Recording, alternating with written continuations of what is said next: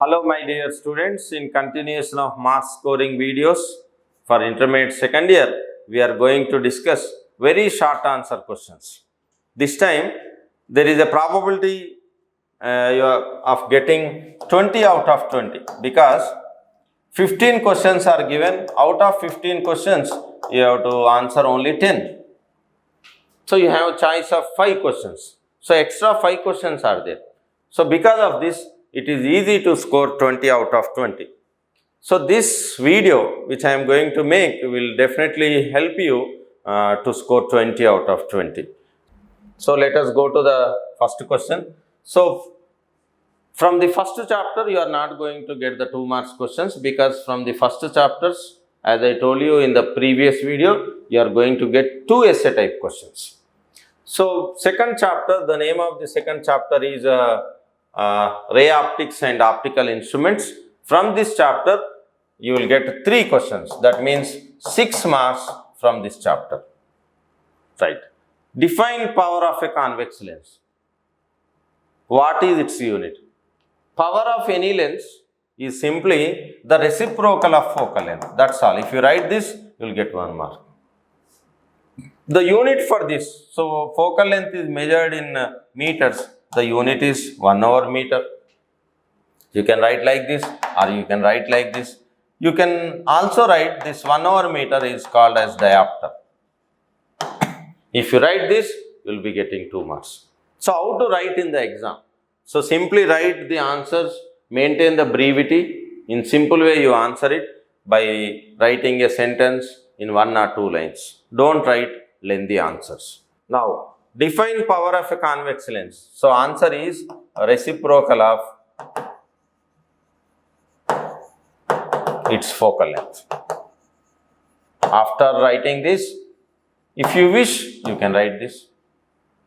And unit is, you can write 1/meter or diopter. That will fetch you 2 marks. What is dispersion? Which color gets relatively more dispersed? So what is dispersion? Dispersion is splitting up of white light. Splitting up of white light. So when I send a white light, a ray of white light, a beam of white light through a glass prism, this is called as prism. So instead of going in this direction, in the straight line direction, it bends. Also not only bending, that is not only undergoing refraction, it splits into 7 colors. So you will be getting 7 colors here.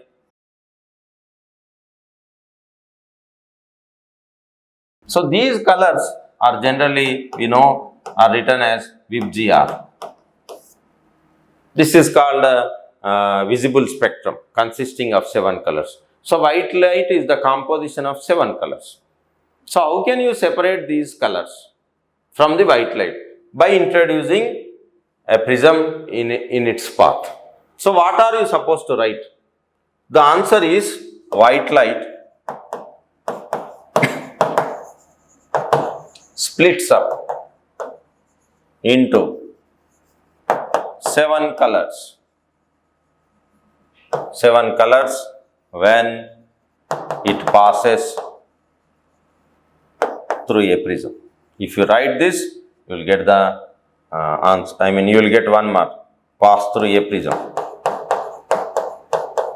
That's all. Now there is another question. Which color gets relatively more dispersed?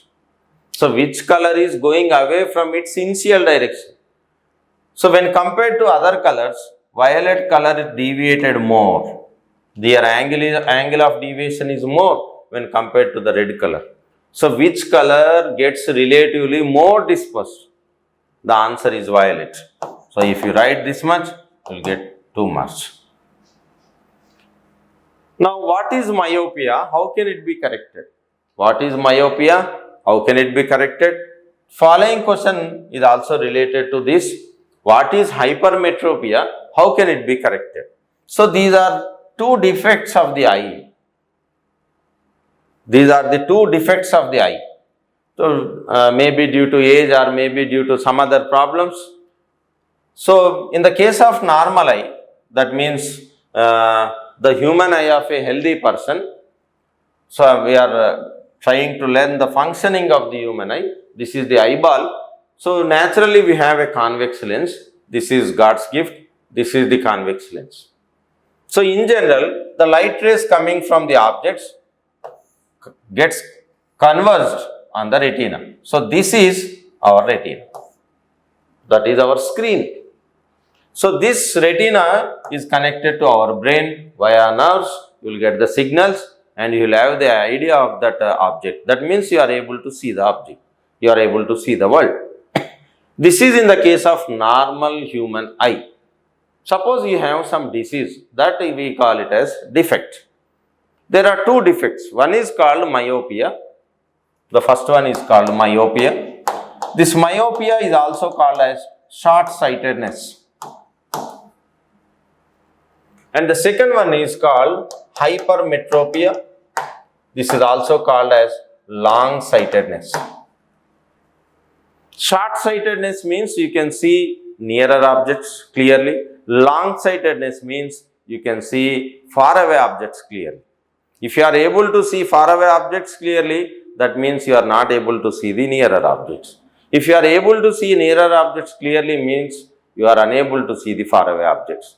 If your eye is not functioning properly. Is this clear? Right. Now, let us discuss myopia. In the case of myopia, you can see nearer objects clearly, but you cannot see faraway objects. In the case of hypermetropia, you can see faraway objects clearly, but you cannot see nearer objects clearly. Is this clear? Now, in the case of myopia, you are able to see nearer objects clearly, but you are not able to see faraway objects clearly. What happens?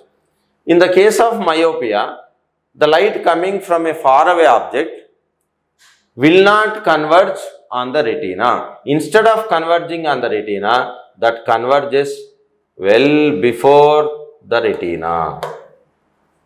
So retina is unable to understand the object.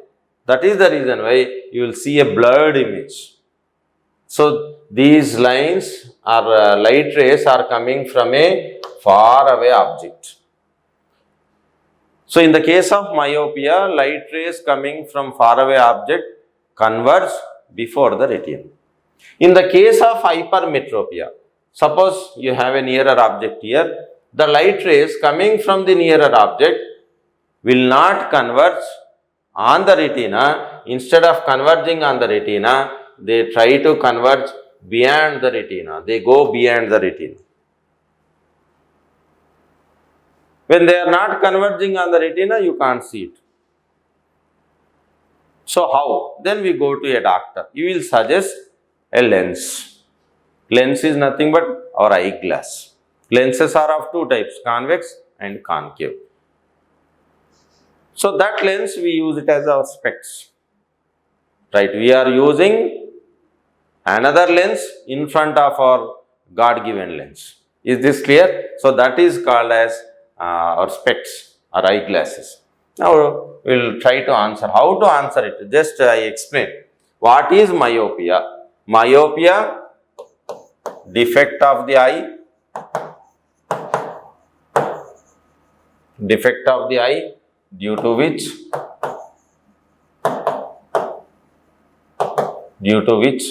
faraway objects can't be seen clearly.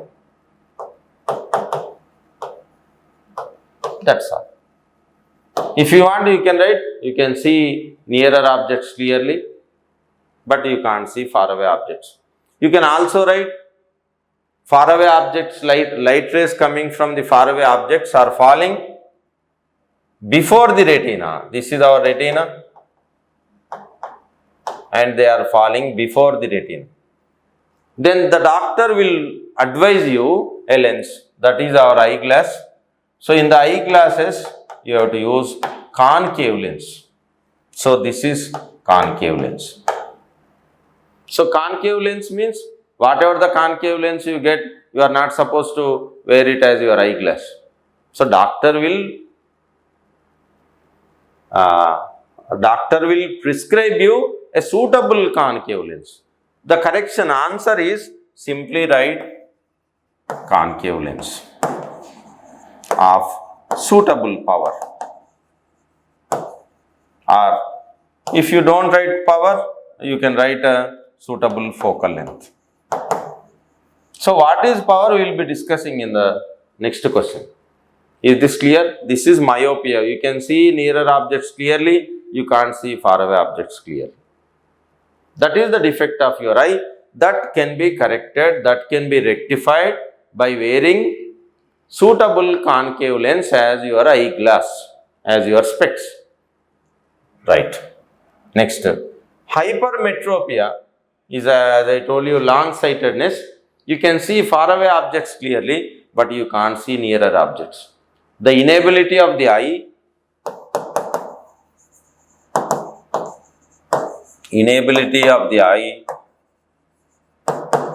to see nearer objects clearly. If you write this much, you will get 1 mark. The correction is opposite to that. Concave opposite is convex. You have to use a convex lens of suitable power. So the second answer is just write convex lens and get 2 marks. Now let us go to 7th chapter. From this you are going to get 2 questions. So you are going to score 4 marks. So very simple. What is the importance of Oersted's experiment? So Oersted was doing some experiment with electricity. He was sending some current through a wire. So on that work table, there was lying a magnetic compass. Compass is nothing but needle having north and south poles. As soon as he switched on the current,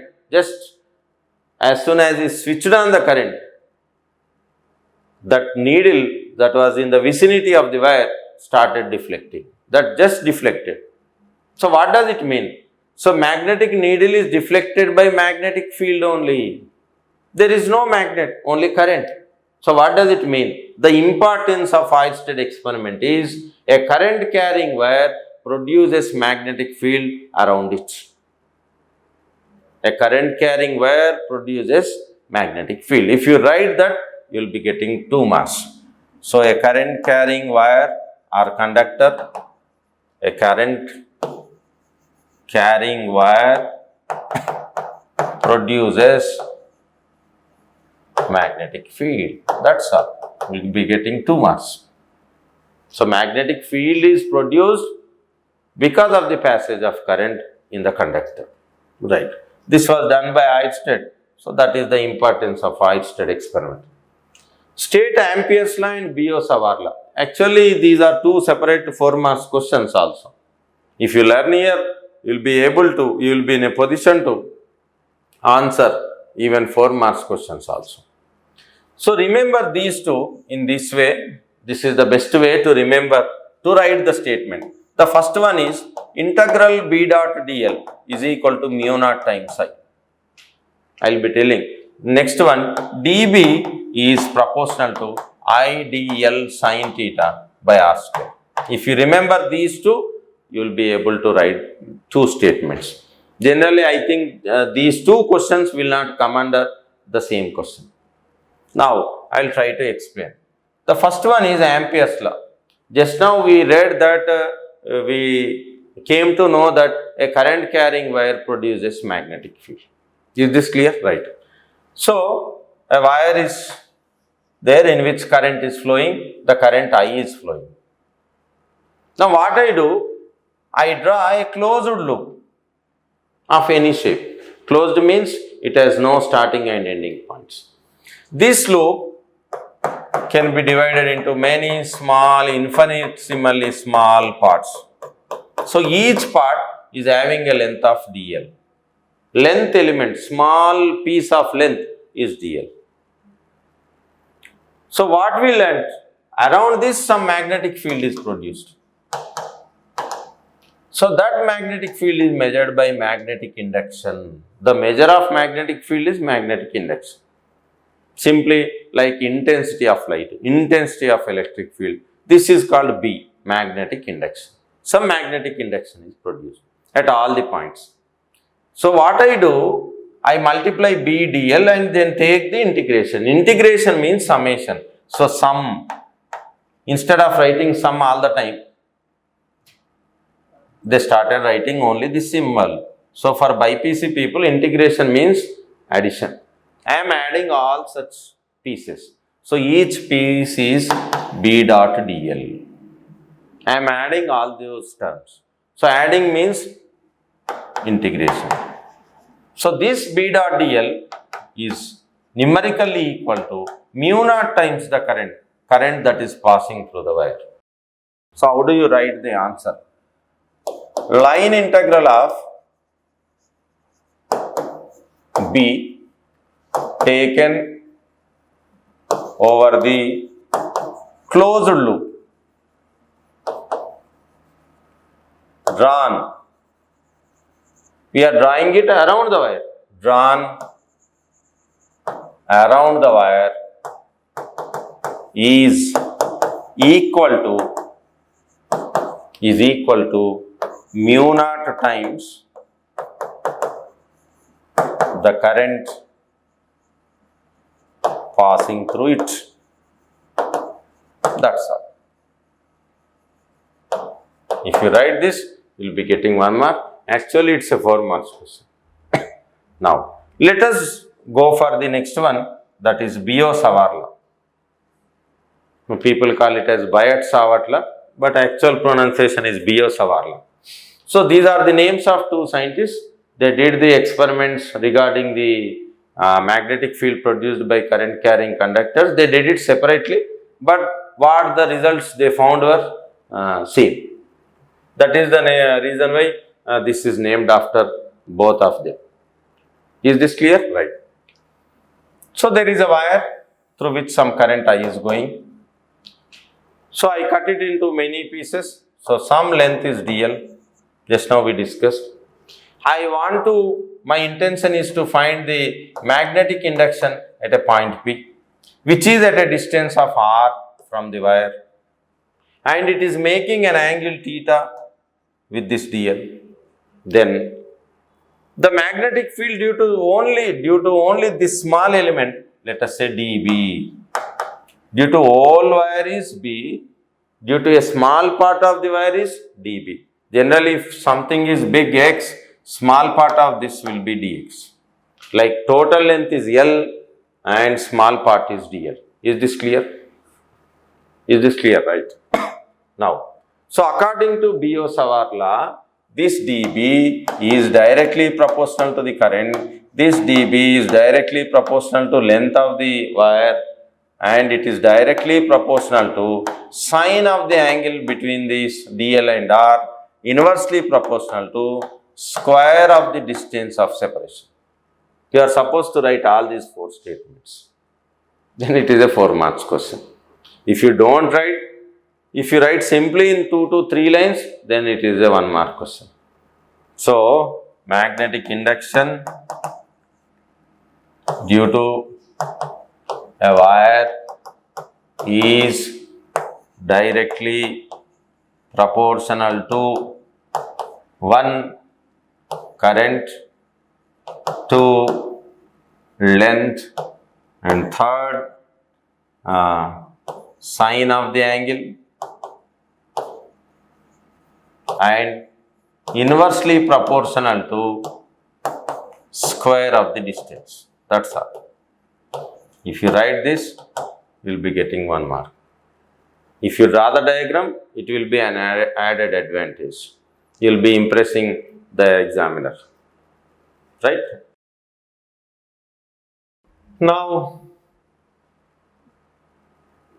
another question, distinguish between an ammeter and voltmeter. So these are the famous meters we find in electricity, ammeter and voltmeter.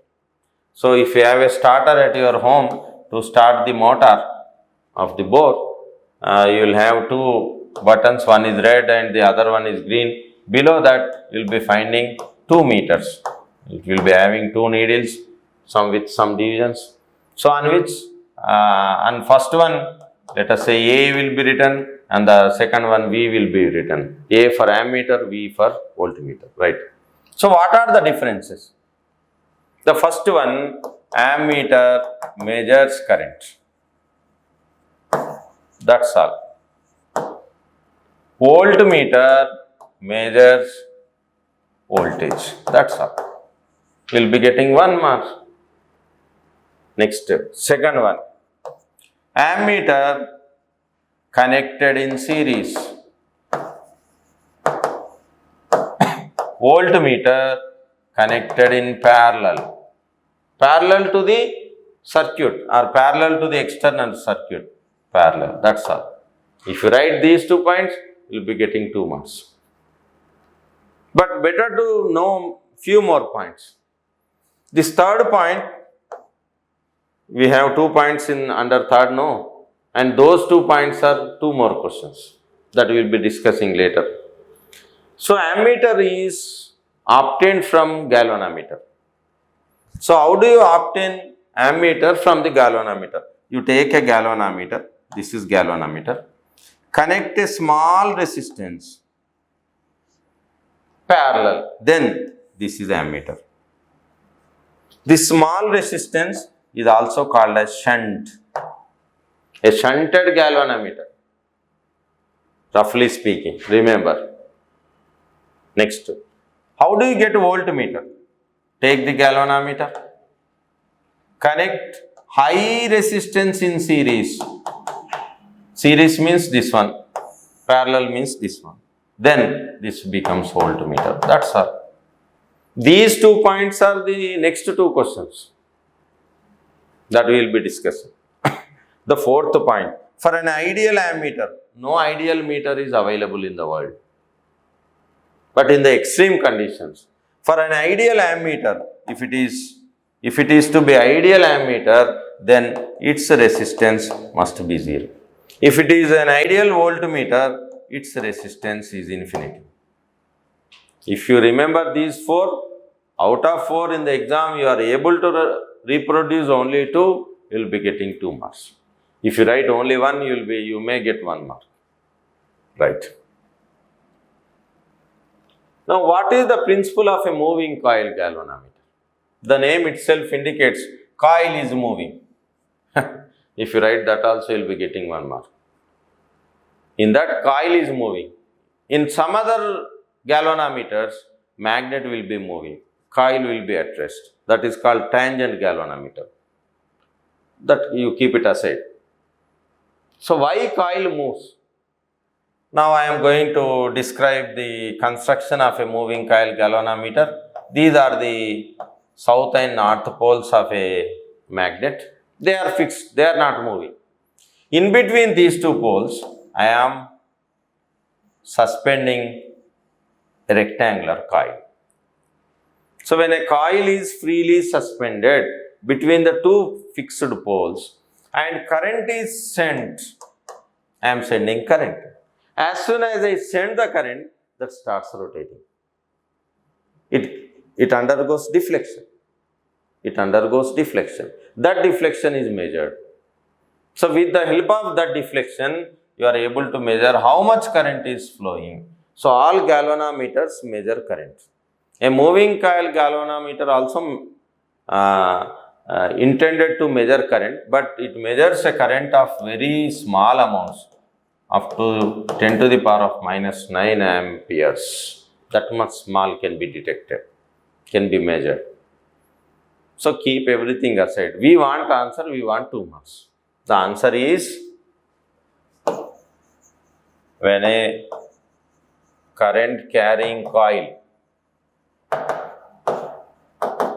is placed in the magnetic field, it undergoes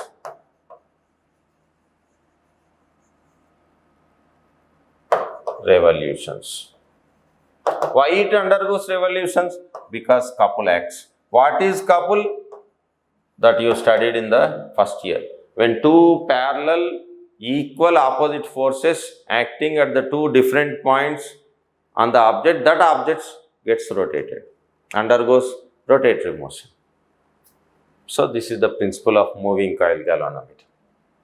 Now, How do you convert a moving coil galvanometer into an ammeter? Just now I told you, take the galvanometer, but moving coil galvanometer is never converted into ammeter.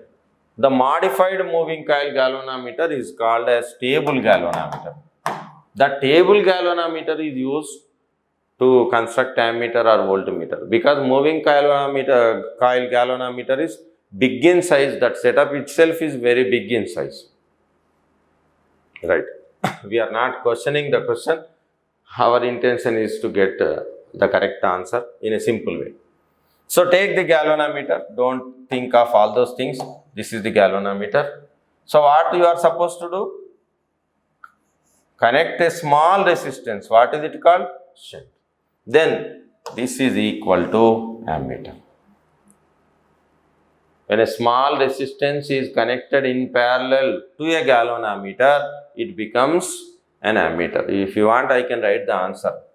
Small resistance connected in parallel to the galvanometer, then it becomes ammeter. That's all. 2 marks. Next, voltmeter. Take the galvanometer. This is the galvanometer. Connect very high resistance in series. Then this is called voltmeter. Galvanometer, high resistance in series. Do you remember this? Galvanometer connected to a high resistance in series, it becomes a voltmeter. I think we are entering into new chapter, chapter number 8, magnetism and matter. So 2 questions carrying 2 marks each, that means you will be scoring 4 marks. A magnetic dipole placed in a magnetic field experiences a net force. What can you say about the nature of the magnetic field? The simple answer is non-uniform. If you write this, you will get 2 marks. In the case of non-uniform magnetic field only, a bar magnet or a magnetic dipole experiences a net force.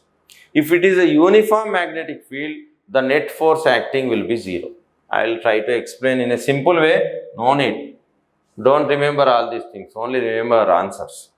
So, uniform magnetic field means B value is same, constant. Non-uniform magnetic field means B is not constant. Uniform magnetic field means field lines are parallel. Non-uniform magnetic field means your field lines are not parallel.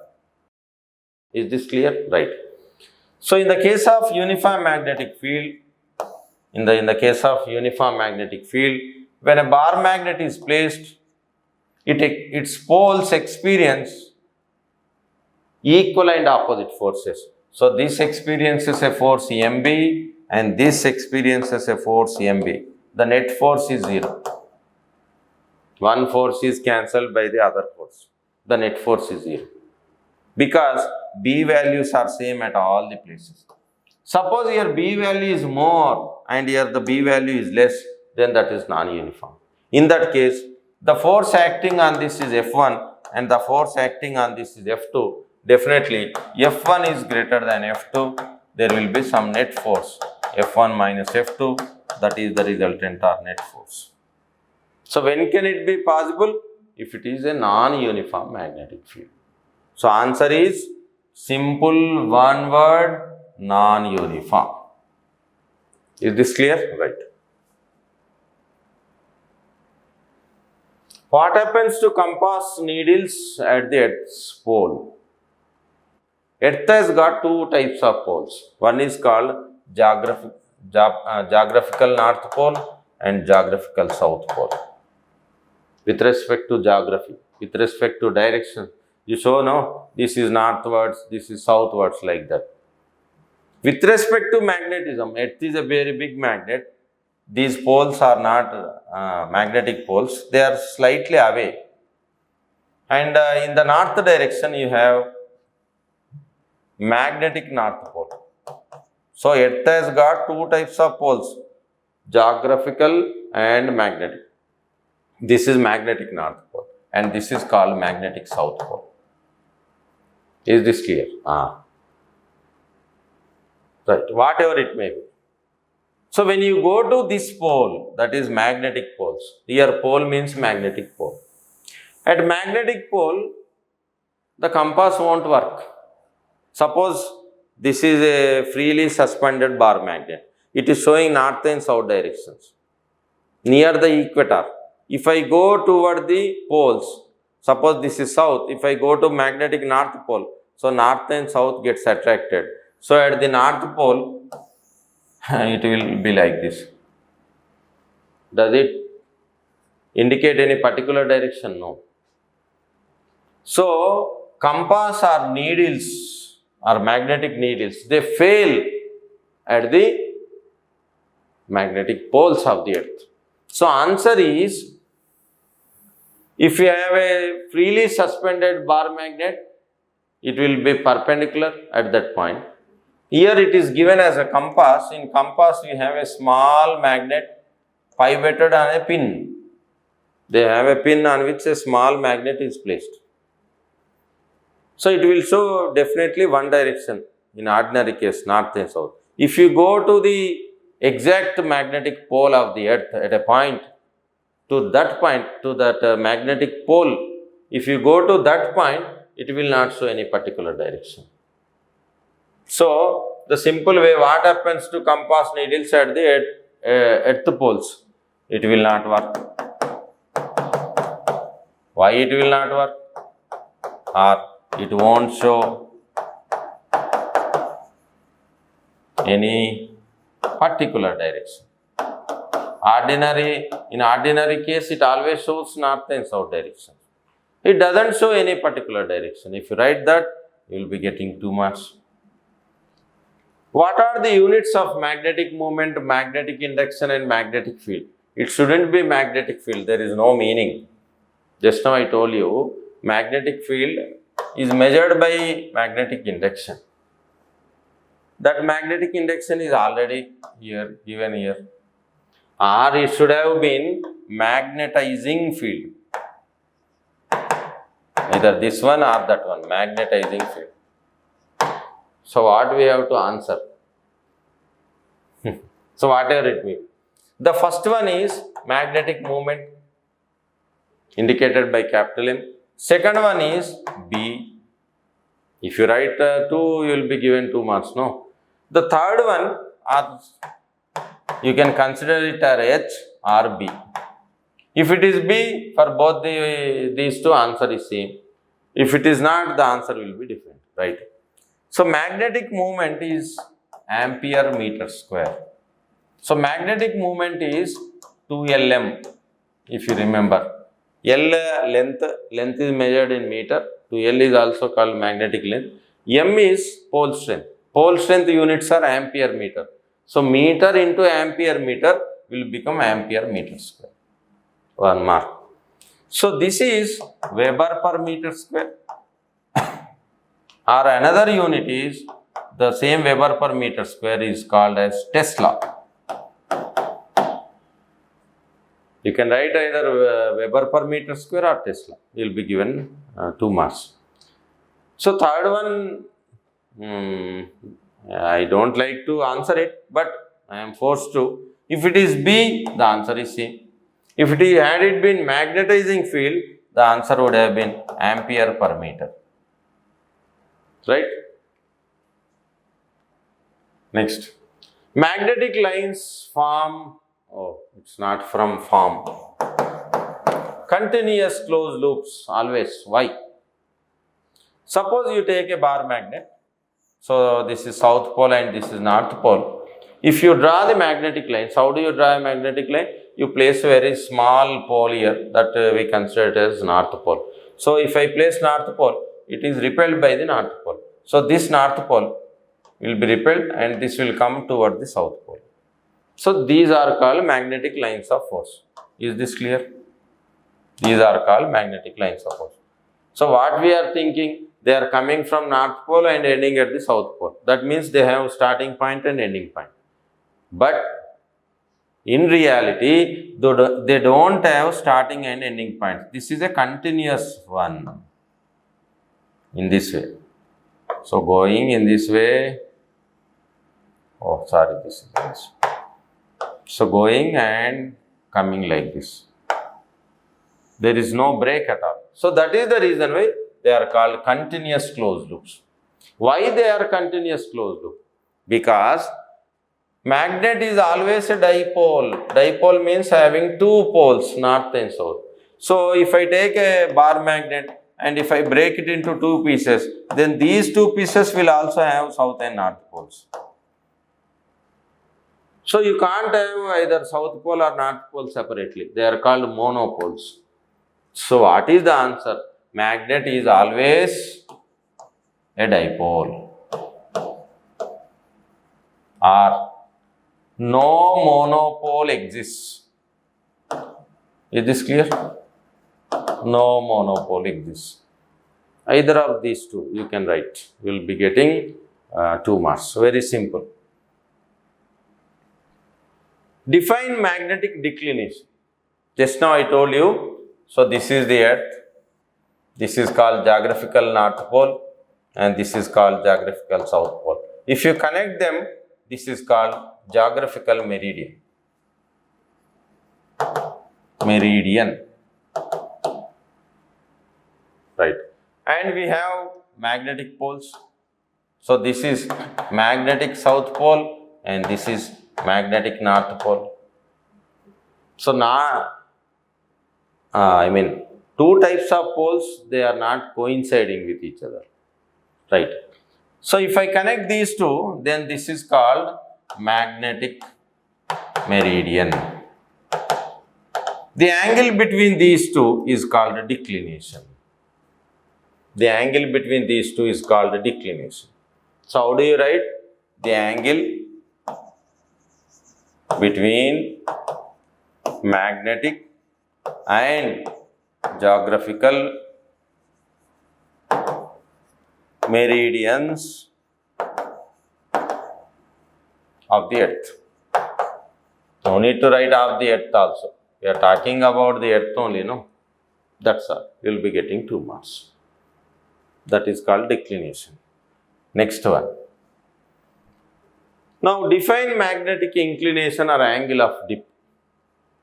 So as I told you, when a bar magnet is freely suspended, at the equator it will be parallel to the horizontal ground. As you go toward the poles, it will be inclined. So exactly at the poles, exactly at this is the equator, here it is okay, but if I come to the pole, the angle becomes 90 degrees. Here it is 0 degrees. So how much it is inclined at that particular place? Suppose I am in Hyderabad.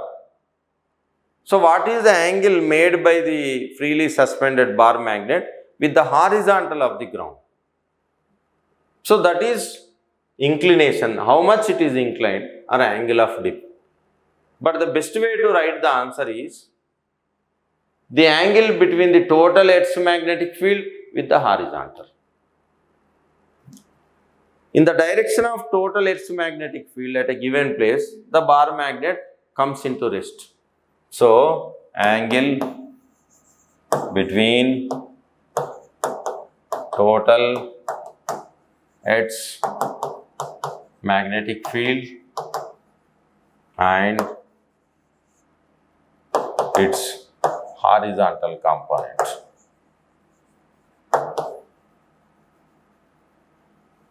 So, there is a ambiguity between declination and inclination. Better you remember properly. Out of these two, definitely there will be one question. These two questions are very, very important. Now, chapter number 10. So, one question carries 2 marks. So, this question, a transformer converts 200 volt AC into 2000 volt AC. Calculate the number of turns in the secondary if the primary has 10 turns. Actually, it is not related to this chapter. This is related to the next chapter. I will be discussing over there once again. Now, what type of a transformer is used in a 6 volt bed lamp? So, same transformer question. See the next question. What type of transformer is, same question is repeated. Transformer is used in a 6 volt bed lamp. What is transformer ratio? So all are related to transformer. So for me, it will be better if I explain first of all what is a transformer. You might be knowing, but simply I will try to explain. Transformer works only for AC current. For transmission of AC, that is, so current is produced somewhere near Ramagundam, current is produced, or somewhere in Delhi. So I want to bring that current to Hyderabad. So there will be, there will be Joule's heating effect because we have kilometers of wires. So wires gets heated up. So if I buy 100 rupees of current in Delhi, when it comes to Hyderabad, it will become 10 rupees. So 90 rupees of current is wasted. So in order to overcome this heating losses, we use transformers. So in transformers, what we do, either we can increase the voltage, we can decrease the voltage. But the power will be same. Input power will be equal to output power. So power input is equal to power output. So that means voltage into current input is equal to voltage into current output. So if I increase the voltage here, then I have to decrease the current. So at the power stations, voltage is increased. So current is decreased. When current is decreased, H is equal to I square RT. I value is less, so heating loss is less. Once it comes to Hyderabad to your homes, then voltage must be decreased, current must be increased. So this is done in the street transformers, in the substation transformers. Are you following? So based on voltage, we name them as 2. So this is called step-up transformer. You are increasing V. Here you are decreasing V. This is called step-down transformer. Now, the transformer consists 2 coils. The first one is called primary coil or input and the other one is called output. Number of turns in this, let us say N1, in this N2. The voltage entering is V1, the voltage leaving is V2. The current given as input is I1, the current that is leaving is I2. So this is the basic principle. How can it be step up or step down? If it is step up, you are increasing, you are jumping up, then N2 is greater than N1. So V2 is also greater than V1. Output voltage is more than input voltage. Other way around, then that is step down. Is this clear? This is the basic structure of a transformer. Now see the question. What type of a transformer is used in a 6 volt bed lamp? So household supply is 220 to 230 volt. You are getting this much. The bed lamp works at 6 volt only. So what I have to do? Voltage must be decreased. So answer is step down transformer. In olden days, we used to have this type of bed lamps. Nowadays, we don't have, we have LEDs. Answer is step down transformer. If you write step down transformer, you will get 2 marks. That's all. Now, see the next question. What is transformer ratio? Just now I told you, it has 2 coils, primary coil and secondary coil, N1, N2, V1, V2, I1, I2 currents. What is the ratio? So, the ratio is very simple. V1 by V2 is equal to N1 by N2. This is equal to I2 by I1. Voltage and current are in reverse manner because if one increases, then the other one decreases. If you remember this, even if you write up to here, you will be given 2 marks. This is called transformer ratio. The ratio of number of turns, the ratio of voltages, the ratio of currents are correlated in this. Now go to the first question.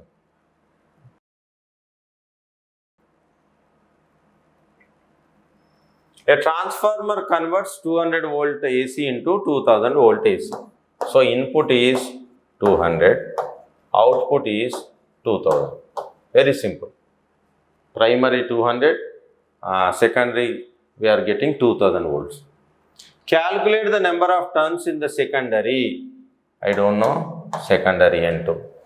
If N1 is equal to 10, very simple. So formula is, just now I wrote V1 by V2 is equal to N1 by N2. He is asking us to find N2. So V1 is how much? V1 is 200. V2 is 2000. N1 is 10. N2 we have to find it out. So here 10. So N2 will become 100. That's all. If you write this, you will be getting 2 marks. Very simple. Right.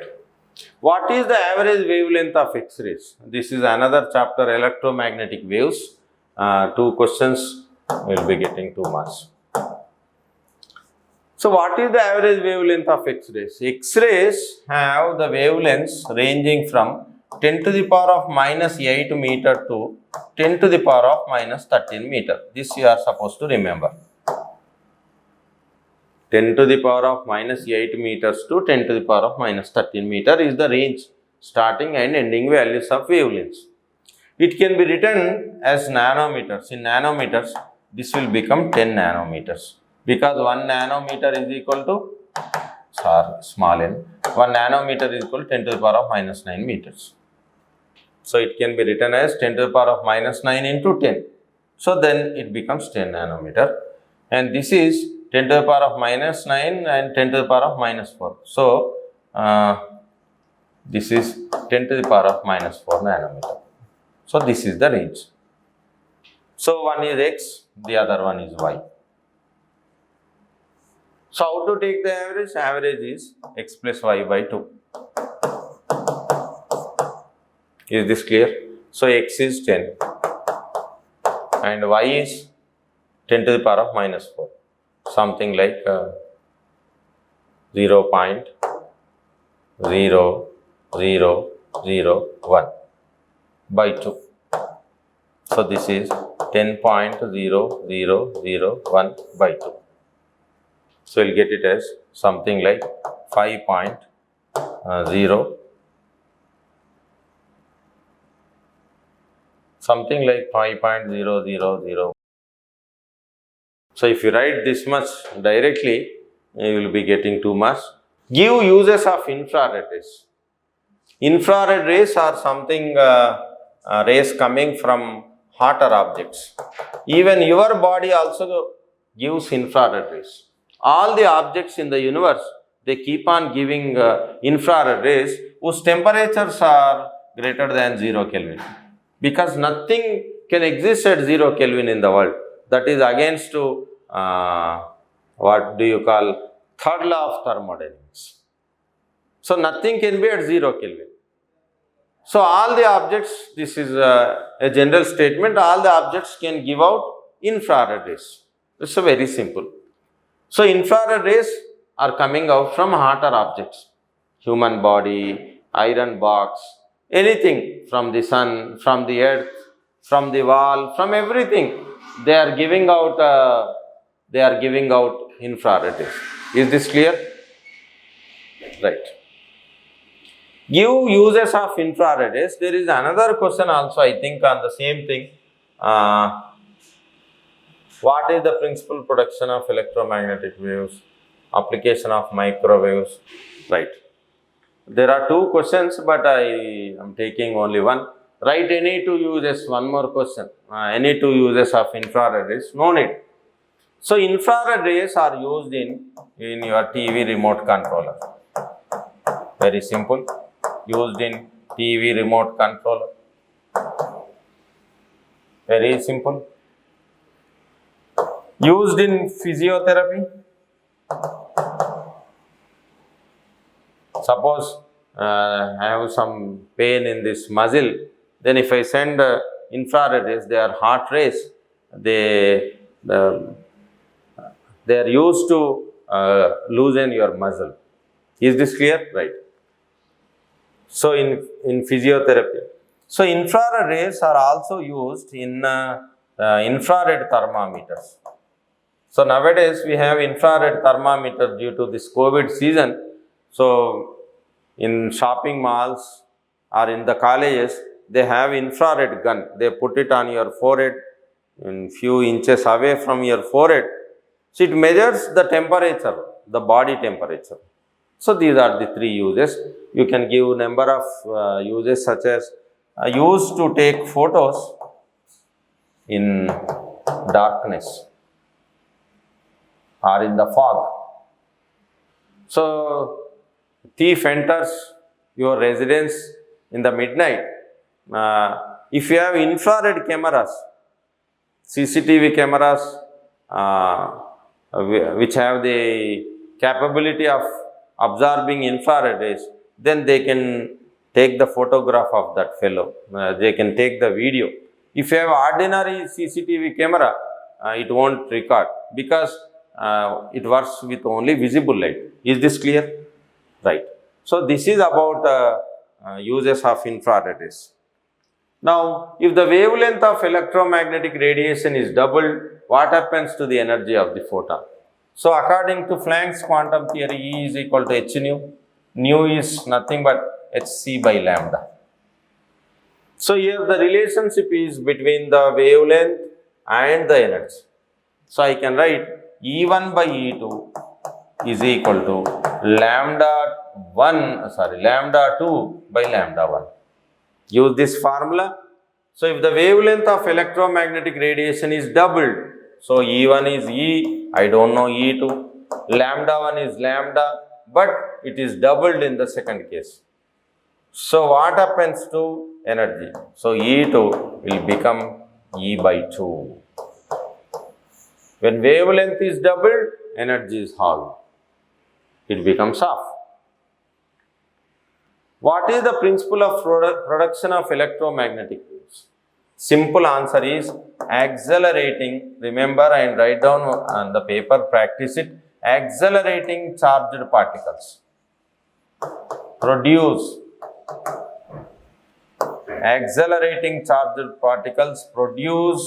electromagnetic waves or EM waves. Simply, if you write this, you will be getting 2 marks. What are the applications of microwaves? As soon as you hear the word microwave, you will be knowing only one thing, that is microwave oven. You will find it in the bakeries, in the hotels, nowadays in modern kitchens. So microwave ovens, microwaves are used. So microwaves are also used in radar, radio detection and ranging. Microwaves are also used in communication systems. If you write this much, you can get 2 marks. Microwaves are used in radars. Why? So you have electromagnetic spectrum, VIBGR. So on this you have infrared on this side. On this side you have UV. Here you have X-rays and you have gamma rays. So after this you have microwaves and here you have radio waves. So from left to right, wavelength is increasing, and right to left, wavelength is decreasing. So in radars, why microwaves are used? Wavelength is very high, so they are not scattered. So microwaves have got higher wavelength. When wavelength is more, so diffraction is less. Here diffraction means bending. So bending by objects, smaller objects, like particles of the atmosphere, humidity and all. So why microwaves are used in radars? The answer is due to their higher wavelengths. So they won't bend. They won't bend across small edges or corners. So they are not disturbed by all other things, rain or humidity, fog. They won't disturb these waves. So in radar, radars are used to detect flights of enemy countries. So in such situations, they must not be scattered or diffracted by these obstacles, right? What are cathode rays? We study cathode rays in modern physics. So dual nature of radiation in atomic physics we study. What are cathode rays? So J.J. Thomson did some experiments with a discharge tube. So this is called as discharge tube. So this is negative terminal or negative plate, this is positive, this is called as cathode. So this is a vacuum tube, this is called as anode, anode is at positive terminal. So this is given to a very high potential of 20 kilovolt. So air is evacuated by using a vacuum pump. In this the pressure is very less. So when very high potential is applied and the pressure is maintained at a very lower value, some invisible rays are emitted from cathode. So these rays are called cathode rays. So what do you write in the exam? Rays coming from the cathode of a discharge tube. That's all. That is enough. This is one way. Second way is, this cathode ray consists electrons. So you can write flow of electrons. Flow of electrons coming from the cathode. So that is the answer for cathode rays. So from the chapter number 12, you are going to get 2 questions. So you will be scoring 4 marks. What is work function? Let us see what is photoelectric effect first. So photo means light. You know electricity. So getting electricity from the light is called photoelectric effect. So how do you get photoelectric effect?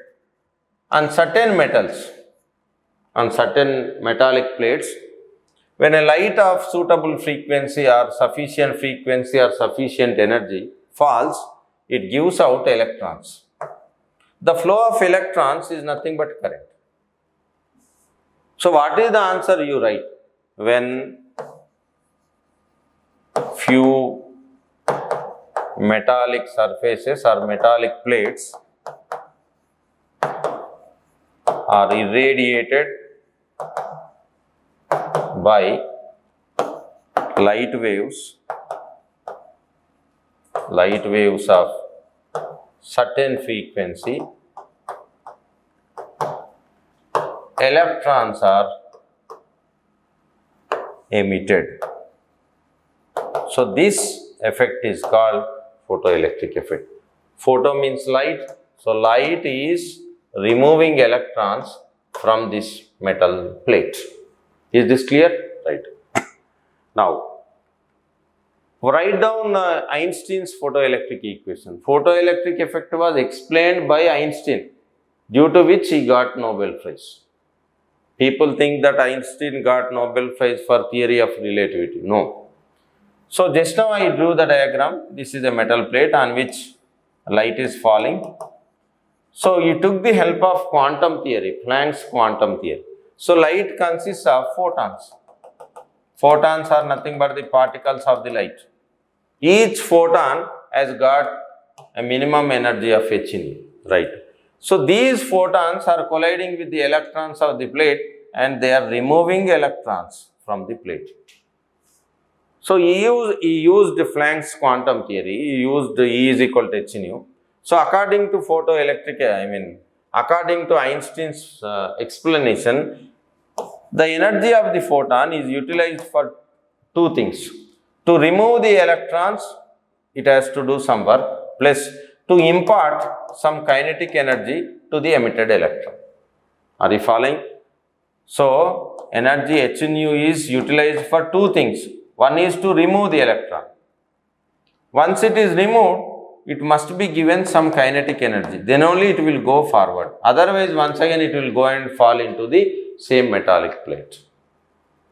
So, energy is utilized for two things, to remove the electron and to impart some kinetic energy. This is called work function. So, write down Einstein's photoelectric equation. That is the question. So, answer is one line answer. H nu is equal to Ke plus W. Whatever you write, or half mv square plus W, if you write, you will be given 2 marks. Now, we will go to the definition of what is work function. So, just now I told you the energy required to remove the electron. That is called work function. So, work function is the minimum energy required to remove an electron from the photometal. That's all. The minimum amount of energy required to remove an electron from the photometer, or the amount of work done in removing an electron. Because in physics we know work and energy are same. Right. Write down de Broglie's relation and explain the terms. According to de Broglie, fast moving matter, particles like electrons, protons, neutrons, if they are approaching you with very high speed, you won't look like a particle, they look like waves. Suppose an electron is coming with very high speed towards me, for me it doesn't look like a particle, it looks like a wave. So, those waves are called matter waves, right. According to de Broglie, the wavelength of the matter wave is given by lambda is equal to h by p, where p is the momentum. You know, p value is mv. If you write this equation, you will be given 2 marks. Explain the terms therein. So, lambda is the wavelength associated with the matter wave. This is called matter wave or de Broglie waves. H is called Planck's constant.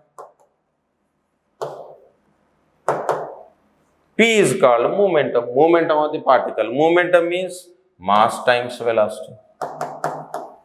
If you write this much, you will be getting 2 marks. State Heisenberg's uncertainty principle. This is a pure chemistry question. You might have studied in chemistry, delta X into delta P of the order of H cut, right. What does it mean? Uncertainty in determining the position and the momentum simultaneously. For example, around the nucleus, electrons are moving very fast. So, you can't see electron. Electron is a cloud. It's just like electron cloud. Where it is situated, you can't find. It is impossible. So, according to Heisenberg, particles like electrons or some other fast moving particles, it is impossible to find position and momentum, or to calculate impossible to find position and momentum simultaneously, or accurately you can't find. There will be some error. So, this is Heisenberg's uncertainty principle. So, semiconductor, electronics, materials, devices and simple circuits, you will get one question. What is the n-type semiconductor? What are the majority and minority charge carriers? How many questions are there? Right. Right. There are many questions, we will try to explain. What is n-type semiconductor? What are the majority and minority charge carriers? So, semiconductors are of two types, p-type and N type. P stands for positive type, N stands for negative type. So what is the N type semiconductor? What are the majority and minority? N type means negative. Negative means majority are electrons, remember. When majority charge carriers are electrons, then minority charge carriers are opposite, they are holes. Here P type positive is dominating, so here majority are holes and minority are electrons. That's all.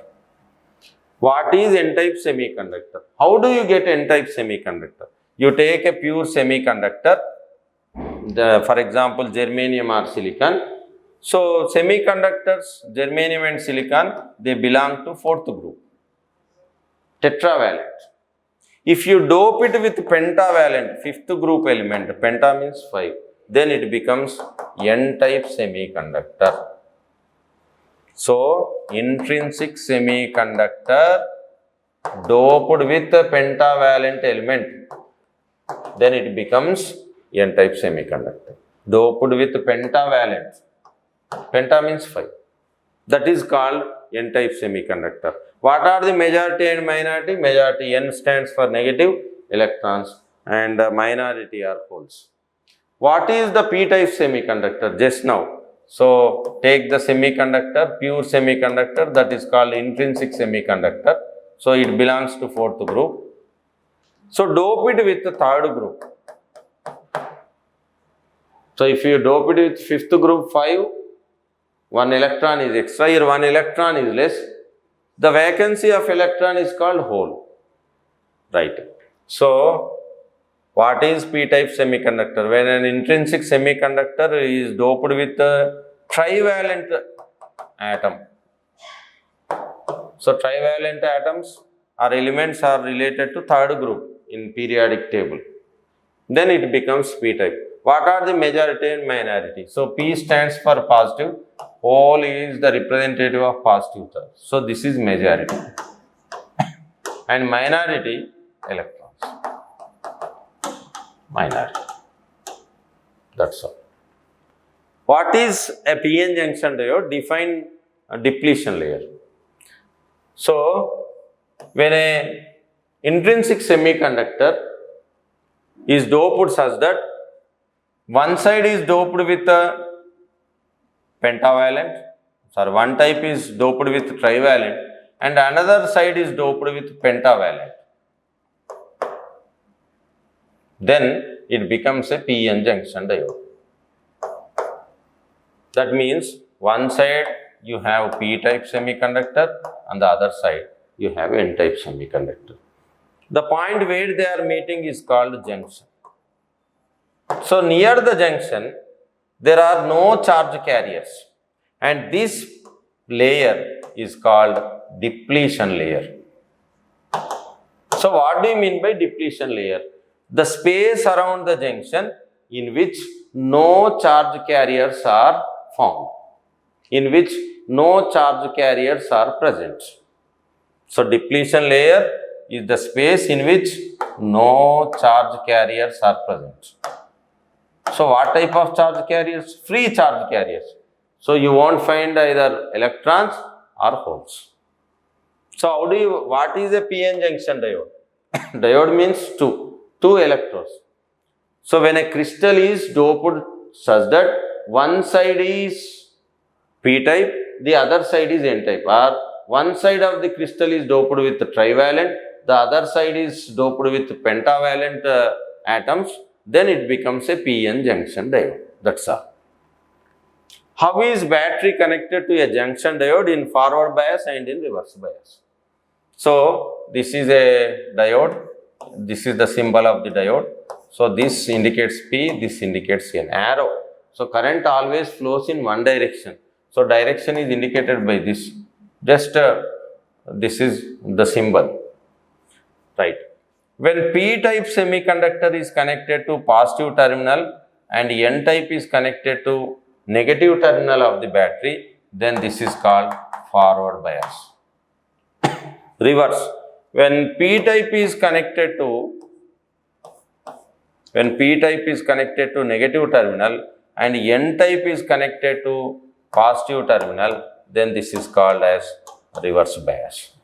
How is battery connected to a junction diode in forward bias and in reverse bias? No need to write, just draw the diagrams. You will be getting 2 marks. Draw the circuit symbols for PNP and NPN transistor. In transistor, one type of semiconductor is sandwiched between the other type of 2 semiconductors. So, transistors can be of 2 types, PNP and NPN, right? So, first draw the symbol by drawing a circle. First you have to draw these 3 lines. So, emitter, base, collector. So, this is, if it is PNP, this is called base. For the second one also, right. Now, putting the arrow mark is very, very important. So, this is NPN.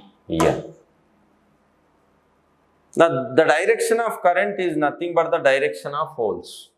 The direction of current is the opposite of the direction of the electrons, right? In p-type, holes are moving. So, this is the direction of current. In n-types, electrons are moving. So, current direction must be opposite. If you draw these 2 diagrams, then you will be getting 2 marks. So, this is emitter, base, collector. Emitter, base, collector. Emits, base acts as the medium, collector takes. Which gates are called universal gates? These are 2 logic gates which are called as universal gates. One is NAND gate, the other one is NOR gate. Is this clear? The output of AND is given to NOT gate, then that becomes NAND. When the output of OR gate is given to the NOT gate, then that becomes NOR gate. Just remember NAND and NOR. Now, this is the last chapter. What are the basic blocks of communication system? So, in between you and me, there is a communication. I am delivering and you are able to hear. So, I am the transmitter, you are the receiver. In between you and me, there is one channel, that is a medium. So, what are the basic blocks? So, someone is giving and someone is taking. In between you and me, there is a medium. So, transmitter, second one medium or channel, better you write channel, and third one is receiver. That's all. If you write these 3, you will be getting 2 marks. What is World Wide Web? www, in every website address we put www, World Wide Web. So, World Wide Web is the a network which connects many web pages. It is an encyclopedia which connects many books or many pages or many data centers. This is accessible via internet. I am able to study your answer paper from here. So, you and me are connected. I can study the book of some library. So, World Wide Web connects many data centers, and one can read or one can send the data. I can read the data of you, I can send the data to you via internet. So, that is called World Wide Web. Define modulation. What is the necessary of the modulation? So, audio signal,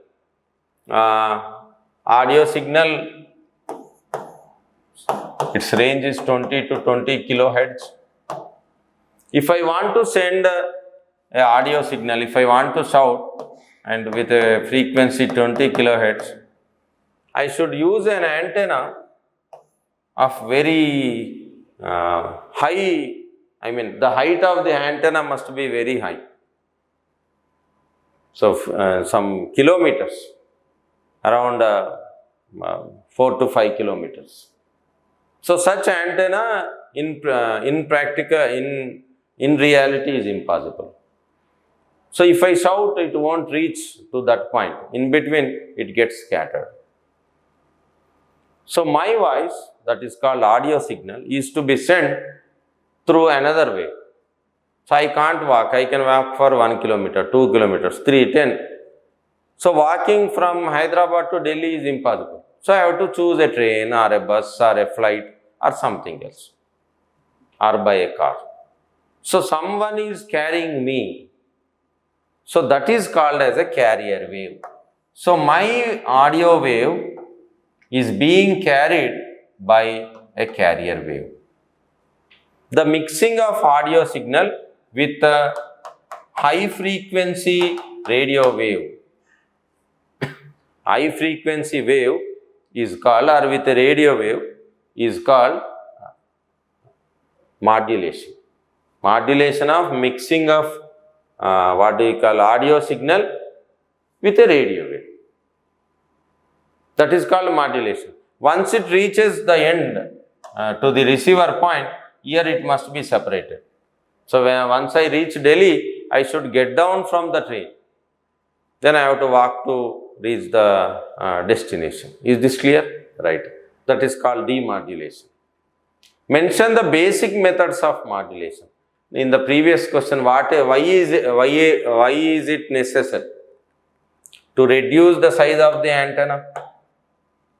Number one, to send the signals to a longer distance. Is this clear? Right. If you write these two, that is enough. Mention the basic methods of modulation. There are three types of modulation. One is called AM, amplitude modulation. Second one is FM, frequency modulation. Third one is called phase modulation. If you write these three, you will be given 2 marks. Which type of communication is employed in mobile phones? Just space wave propagation. Is this clear? If you write this much, you will be getting 20 out of 20. I mean, if you write correctly, then only you will be getting 20 marks. So in this space wave propagation, we adopt line of sight. So in mobile phones, so earth is curved. So if I use a big tower here, because of the curvature, it won't reach this place. So here I have to construct one more tower so that the signal goes. So after 20 or 30 kilometers, this. So line of sight. So it must be visible from this place to that place. So space waves via line of sight propagation. Is this clear? So that is the reason why you will see many towers in our villages, in towns and in cities for mobile communication. Is this clear? I hope this video is helpful and you will be getting 20 out of 20. All the best. Thank you.